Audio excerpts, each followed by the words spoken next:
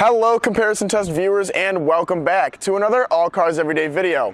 This is the 2021 Kia Seltos, and it's a brand new model in the North American market for Kia. Let's see how it stacks up against the competition. This is the 2020 Toyota CH-R, and it slots right in below the RAV4 in Toyota's lineup. This is the 2020 Nissan Kicks, but it's not Nissan's only small SUV. They also have the Rogue Sport and appear to be bringing the Juke back to the American market. And finally, here is the 2020 Honda HR-V. I'm evaluating these four small SUVs on a scale from 1 to 5 in 7 different categories for a possible total of 35 points per SUV at the end of the video. Furthermore, I'm comparing specific trims of each vehicle, more specifically the HR-V EX, the Kicks SR, the Celtos S, and the CH-R XLE. With that out of the way, let's look at our first area of evaluation, which is going to be value.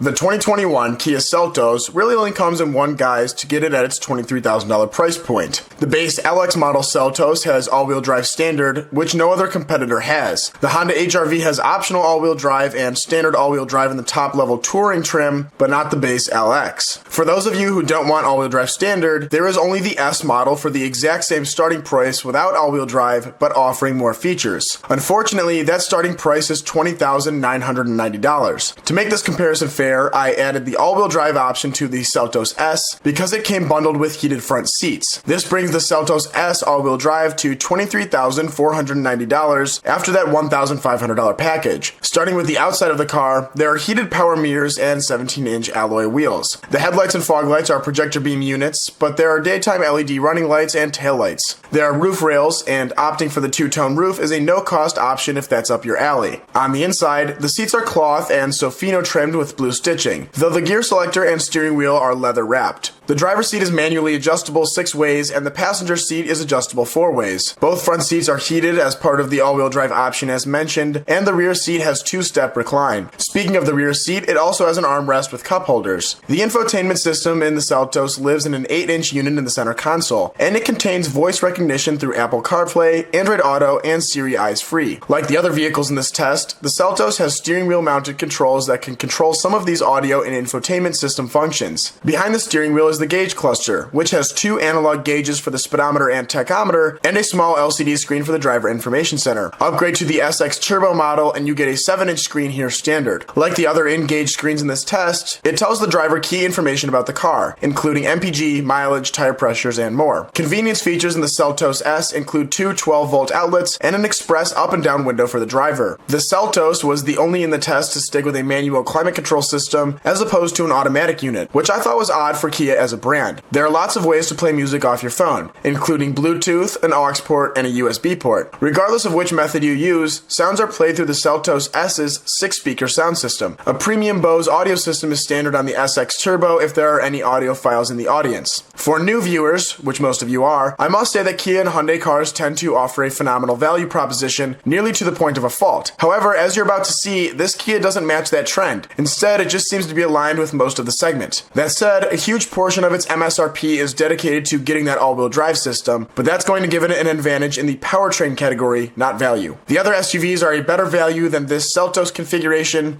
but that's coming up. For now, the Celtos gets a 3.5. The 2020 Honda HR-V EX starts at $23,970. On the outside of the EX trim, there are projector beam headlights and fog lights, but the brake lights and DRLs are LED. Like the Kia, there are roof rails, heated power mirrors with turn signal indicators, and 17-inch alloy wheels. However, the Honda also has a smart key with walkaway auto lock. This system allows for a keyless entry and exit, as the car will detect the key in your pocket as you enter or exit to either lock or unlock the car without pressing the button on the fob. Entering the Honda, owners will find a 6-way manually adjustable driver's seat and 4-way manually adjustable passenger seat. Both of those seats are heated, and all seating surfaces in the HR-V are cloth. Technology in the HR-V is on a 7-inch touchscreen with Apple CarPlay, Android Auto, and Sirius XM. Behind the wheel, there is a gauge cluster with a central analog speedometer in the middle, and on the right and left there are digital reconfigurable gauges with MPG information, temperature, and the fuel tank readouts, among other features. Convenience features top the Kia in nearly every way possible, with automatic climate control, push-button start, and the biggest ticket item, a one-touch power moonroof. There are some similarities, however, as both have two 12-volt outlets, an express driver's window, and a 6-speaker audio system. Like the Kia, you can play music through either the Bluetooth, aux port, or a USB port. In the front of the Honda, one USB port is for charging only and one is for the media. Finally, the Honda has Honda Link, which is an app that runs on most smart devices that allows owners to control certain features of their car remotely, like locking, unlocking, and starting their HR-V. They can even use the app to have deliveries from Amazon deposited directly into their car if they want. There are other cool miscellaneous features like Wi-Fi, but this technology isn't super new anymore, so I won't go more in depth into it. Like other manufacturers, after the 3-month trial, Honda Link is on a subscription basis. For Honda, it happens to be $110 a year. The Honda does better than the Kia here, as the convenience features are far superior. It's getting a 4.1. The 2020 Toyota CH-R XLE has an MSRP of $23,330. It's one of two here with LED headlights standard, and it's also got the biggest wheels at 18 inches in diameter. Though it's lacking roof rails, it's got touch sensor lock and unlock, which is somewhere in between the Kia's normal key fob and the Honda's walkaway auto lock. Toyota went all out on the mirrors outside the CH-R, as they are powered, heated, and have turn signal indicators. Amazingly, they also have puddle lights on the bottom of those mirrors, which display Toyota CH-R on the ground when you unlock the car. Not only that, but they are power folding as well. Both of these former features are something I usually find on much more expensive vehicles. For example, I just did a comparison of the Kia Telluride, Hyundai Palisade, Ford Explorer, and the new Toyota Highlander. The price point was literally double the little CH-Rs, but only the Ford had power folding mirrors. Not sure how this feature made it to this car, but hey, who's complaining? On the inside, both front seats get 6 ways of manual adjustment and have sport fabric material. The shifter and steering wheel are leather trimmed though, like in the Kia. Also like the Kia is the infotainment screen size at 8 inches. Features are similar too, with Apple CarPlay, Android Auto, and Amazon Alexa, which is unique to the Toyota. The instrumentation varies a little too, with the same setup as the Kia's. 2 analog gauges for RPM and MPH, and one in the middle for customizable information. The LCD screen in the Toyota is more vertically oriented, however. Convenience features in the CH-R are very good, as it's the only car with dual zone automatic climate control and 4 express windows. It also has a Wi-Fi hotspot. It's got a single 12-volt outlet in front, 6 speakers in total, voice recognition, Bluetooth, and Sirius XM. It's also got connected services, which is an app similar to Honda Link. This is the car that mostly dominated value, offering superior exterior features like the mirrors, wheels, and headlights, and great convenience features as well, like the climate remote access and 4 express windows. It doesn't have the push-button start or moonroof that the Honda has, but it's winning value with a 4.4. The 2020 Nissan Kicks SR is the top trim level Kicks. To that trim, I have added the $1,000 SR premium package to get it as close as possible to the $23,000 price point. For whatever reason, you have to throw on $205 splash guards to get that package, so those are included as well. MSRP out the door, $22,325. Besides the splash guards, on the exterior of the Kicks, you'll find fog lights, LED headlights with accent lighting, heated outside mirrors with turn signal indicators, roof rails, and 17-inch alloys standard. It's got an intelligent key for ease of access to the cabin, and the fob also has remote start. Step inside the Nissan, and the premium package brings about Primatech seat trim with orange accents and stitching. The driver's seat is 6-way adjustable, and the passenger gets 4, but both front seats are heated. Like in the Kia and Toyota, the steering wheel and shifter are wrapped in leather. The Nissan has the most modern gauge cluster standard, with a fully digital left half of the instrument cluster and an analog speedometer on the right. There's a separate 7-inch screen in the dashboard housing the infotainment system and a round view monitor, which gives the driver a bird's eye view of the Kicks when backing or parking. That screen also has both Apple CarPlay and Android Auto. The Kicks has 3 USB ports and Bluetooth, allowing others to play music through the Bose sound system that's got 8 speakers. It's the best sound system in test, and it's even got a speaker in the driver's seat headrest. Convenience features include a 12-volt power outlet, automatic climate control, an express window for the driver, and push-button start. There's also Nissan Connect, which is the app that allows remote control of the car. Though a good value in and of itself, if you choose to forego the Bose sound system and heated seats, you can knock $1,250 off the price, and other than those couple things, you won't be losing much. The Nissan carries its weight in this category too, so it's getting a 4.3 for value.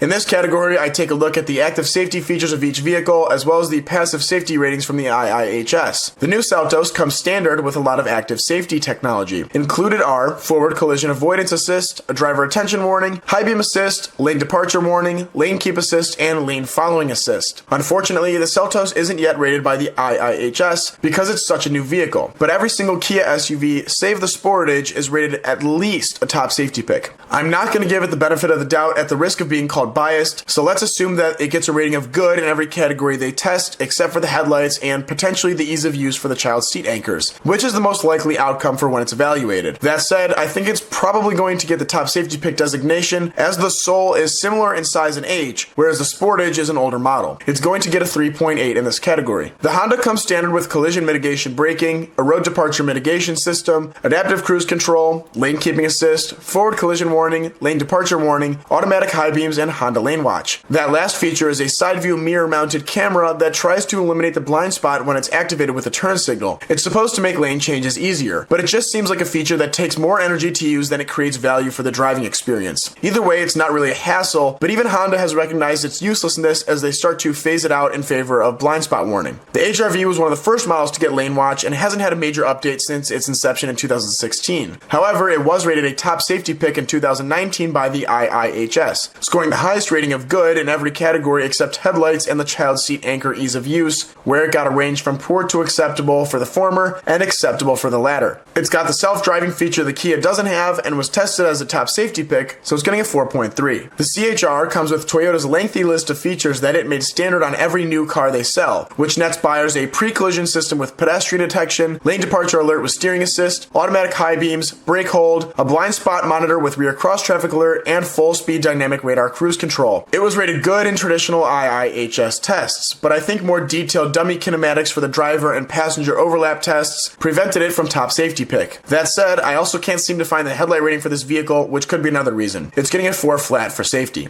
The Nissan has automatic emergency braking with pedestrian detection, blind spot warning, rear cross traffic alert, lane departure warning, high beam assist, rear automatic braking, and intelligent driver alertness standard. It got good ratings everywhere except for headlights, which ranged from poor to acceptable, and was a 2019 top safety pick. The Nissan is getting a 4.1 as it's a top safety pick, but is lacking some of the standard features of the other cars. The Celtos has a 2.0-liter inline 4-cylinder engine with automatic stop-start, making 146 horsepower and 132 pound-feet of torque. Power is routed to all four wheels via an IVT, or Intelligent Variable Transmission. It's basically just a CVT renamed by Kia with programming to make the car sound like it's shifting gears, even though in reality it's got infinitely swappable ratios. The Dynamax all-wheel drive system is a huge advantage here, and remember that I added it to the comparison not to give the Kia an advantage here, but to align the price of the vehicle with the others. Otherwise, the Kia would be too expensive and over-equipped for what the others were. I chose the $23,000 price point because it has the more popular trim levels typically, and because the historical demographic for these SUVs generally aren't going crazy on the options. Buyers of these SUVs aren't looking to splurge. I think Kia made a mistake in its pricing model, but I guess historically they don't conform to the industry pricing norms and they aren't any worse off for it. Regardless, it gets to 60 miles per hour on this powertrain in about 8.5 seconds. The Kia is getting a 4.8 in this category, boosted by the all-wheel drive and most powerful engine. The Honda has a 1.8-liter 4-pot with 141 horsepower and 127 pound-feet of twist. Power goes to the pavement through a continuously variable transmission, like I mentioned earlier and similar to what the Kia has. It's front-wheel drive, but the Honda is the only other car in this test to even offer all-wheel drive. It's a $1,500 option, though, which would have either priced it out of this competition or it would have had to have stepped down to the sport trim, which forgoes a lot of standard features. It pretty much ties the Kia in a drag race, though, at about 8.6 seconds to 60 miles per hour. The HR-V is getting a 4, matching the Celtos to 60 without any of the disadvantages of the following two models. The Toyota CH-R has a 2.0-liter 4 like the Kia, but it makes 144 horsepower and 139 pound-feet. Again, it's got a CVT with a shifting mode and front-wheel drive. All-wheel drive is not offered. Though the CH-R offers normal, eco, and sport drive modes, putting it in sport yields an agonizingly slow 11.0 seconds 0 to 60 run. Not quite the slowest car I've ever tested, but darn near close to it. That said, the CH-R handles better than most compact SUVs its size, though since I haven't driven the other competitors yet, I won't take that into consideration this time around. It's getting a 3.2 for the powertrain. The Kicks is the same story when it comes to the CVT and the front-wheel drive only, but it's got a smaller 1.6-liter 4-cylinder, making only 122 horsepower and 114 pound-feet. That said, it's still significantly quicker than the Toyota at 9.7 seconds to 60 because it weighs less. Though lighter, it could still use a tad more power. It's getting a 3.7. The Celtos is tied with the Toyota for lowest fuel economy numbers in the test at 27 miles to the gallon in the city and 31 on the highway, 429 combined MPG. Again though, the Celtos is all-wheel drive, so I expected it to be at the back of the pack in this company. The Toyota is looking for an update here. The Honda comes next with 28 in the city and 34 on the highway for 30 combined, and the Nissan trumps them all with 31 in the city, 36 on the highway, and 33 combined. That's going to be a 5 for the Nissan, a 4 for the Honda, and a 3.2 for the Kia and Toyota.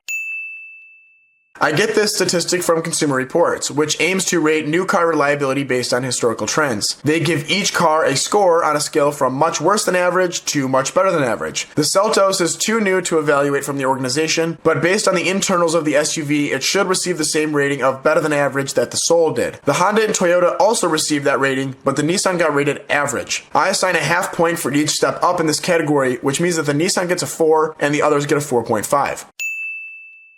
This category is for the loose ends in the comparison and dimensional parts of the car that make a difference in cargo and seating capability. The Kia and Nissan have the most headspace in the front seats at about 40 inches, whereas the Toyota has 38 and the Honda 37.6. All four have nearly identical rear headroom numbers of about 38.4. As for front legroom, the Nissan and Toyota have the most in the mid-43s, and the Honda and Kia are in the mid-41s. The Honda has the most rear legroom by quite a margin at 39.3. The Celtos isn't bad either at 38, and the Nissan and Toyota are lacking in this region with 33.2 and 31.7 respectively. As for cargo space, the Kia has the most, both with and without the seats folded. That's 26.6 cubic feet behind the rear seats and 62.8 with those folded. The Honda comes next with 24.3 behind the rear seats and 58.8 with them folded. The Nissan has a promising 25.3 with the seats up, but that only expands to 32.3 with those seats folded down, which just gives you a good perspective of the scale of this car compared to the others. It's kind of stuck between segments, wanting to compete with both smaller SUVs like the Hyundai Venue and these slightly bigger, more expensive ones. The Toyota has the least behind the second row at only 19.1, but it expands to 37 when those fold down. As for the warranties, the Toyota, Honda, and Nissan all offer the industry standard 3-year 36,000 mile basic warranty and 5-year 60,000 mile powertrain warranties. Going against the grain as usual, this time in a good way, Kia offers a 5-year 60,000 mile basic warranty and a 10-year 100,000 mile powertrain warranty. The Kia is getting a 4.8 in this category for having the most space inside generally and the best warranty by a long shot. The Honda is the obvious second place finisher for functionality with the second most space inside and good rear seat legroom. It's getting a 4. The Toyota and Nissan weren't stellar here, winning only front seat legroom by a couple inches. Though the Nissan could store more with the seats up, the Toyota pretty much makes up the difference with the seats down. They're both getting a 3.1. Pretty hard to argue for a higher score when the Honda and Kia are around 60 cubic feet for maximum cargo capacity and the others are in the 30s. This is the last objective part of this comparison test, as I'm about to evaluate the styling of each vehicle, which is completely subjective. The Celtos is the best looking exterior of the four. Though the headlight protrusion toward the fog light area is going to take some getting used to, the shape of the car gives off baby Hyundai Santa Fe vibes, which is one of the best looking SUVs I can think of. There's also a little bit of Chevy Blazer in the side profile, namely the sheet metal and blacked out A-pillar. Overall, an attractive, if slightly busy design. The rear of the car is its best angle, and I'm seeing a new theme emerging in these small SUVs. That theme is blacking out the upper half of the C-pillar where it meets the roof, and that the rear 3/4 window cut line is a sharp increase up. You'll also see this on the Toyota CH-R. Though it gives off a lithe aesthetic, it creates the feeling of a dungeon in the back seat where the cut would normally be a window. This feeling is particularly apparent in the lower seating position of the CH-R. In general, however, the Celtos is a clean design that looks more upscale than its MSRP would have you believe. The CH-R is the most polarizing design not only out of these four, but out of the segment in general. I never fully came around to the front of the car, but at least to the back of the car is visually interesting. And you have to credit Toyota for trying to ditch its boring, safe styling that it was known for. I just think the current Camry, RAV4, and Supra do a better job of this without looking weird, like the CH-R. That said, it certainly looks the sportiest of the group, but the design is running a check the engine and transmission can't necessarily cash. Expect plenty of both compliments and strange looks if you choose the CH-R. Honda and Nissan went the safe route, particularly the Nissan. The HR-V received a slight update in 2019, but it didn't do a whole lot to make it stick out next to the CH-R and Celtos. Personally, I think it's one of the better designs here, despite not standing out. And it looks the part of an SUV the way way the Kicks and CH-R don't quite match. I'm excited for the next generation of this car, however. The Nissan is less successful and still doesn't stand out. It's totally inoffensive, which is odd because Nissan sedans and even the Murano are known for their aggressive lines. I can appreciate the blacked out or multicolor roof option, but beyond that, the headlights are too large and make the car seem smaller than it is. The taillights don't do it much good either. As for the interiors, the Celtos is again one step ahead. Sure, it's an obvious copy of German styling, primarily BMW, but what can I say? It works. It looks significantly more upscale than the others, just like its exterior did. I fancy the screen placement, but the Nissan has a better steering wheel. The Nissan and Honda are similar, with a literally straightforward dashboard design. The screen is incorporated into the main dash structure. Under that is the climate control panel, followed by the shifter mounted low on the console. The CH-R screen is the dashboard's highest point, much like the Celtos. Though I don't like the general look of it more than the Celtos, it's easier to read and see than the Nissan and Honda, and you don't have to divert your eyes nearly as much to get to it. In this category, the Celtos is getting a 4.9 for winning both interior and exterior, the Honda gets a 4 flat for being a jack of all trades, and the Nissan and Toyota get a 3.7. The Nissan is hampered by the fact that I probably won't remember this car even existed in 2 years, and the CH-R's exterior has never clicked with me. For those that it does, however, I'm sure you like it the best of the group. These are the final points for each small SUV. As you can see, it was the brand new Celtos' game to lose, as all the others have been out for quite some time and are due for a refresh. Also remember that the Honda won the objective part of the comparison, and the Celtos only pulled ahead after styling. That being said, there are redeeming qualities to each car here. The Kicks' fuel economy, the CH-R's value, and the HR-V's powertrain and functionality. None of these cars are a poor choice, and I highly doubt anyone who purchases one would have buyer's remorse the same way that buying others in this segment might provoke. Also look for steep discounts on the Toyota, Nissan, and Honda as they get ready for replacement models to hit dealerships. Were it my money though, the Celtos would be in my garage this year. Thanks for watching. If you enjoyed the video, feel free to leave a like. Otherwise, have a great day.